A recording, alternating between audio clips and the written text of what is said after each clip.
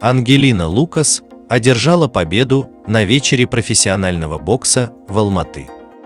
Однако внимание казахстанцев привлек не только выигрыш соотечественницы, но и фото в Саукеле, сделанное сразу после взвешивания перед боем.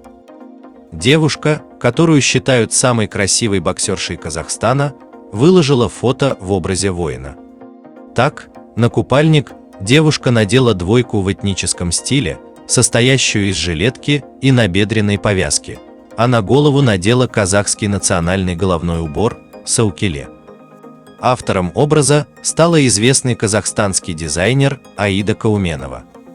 Лукас сопроводила пост патриотическим текстом: «Я живу в Казахстане, я казахстанка. Я люблю бокс, бокс – это вся моя жизнь. Я – женщина-воин, женщина-боец.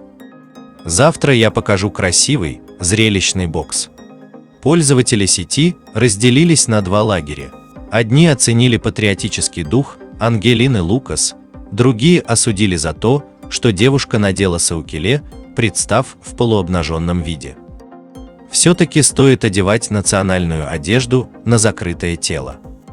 Вам желаю удачи и победы, Алга, Казахстан, ты гордость Казахстана.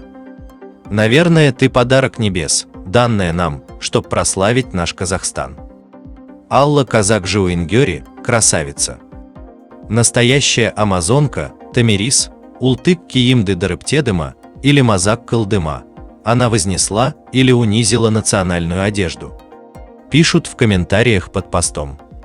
Ангелина Лукас сдержала обещание показать красивый, зрелищный бокс и одержала победу в своем третьем бою в профи.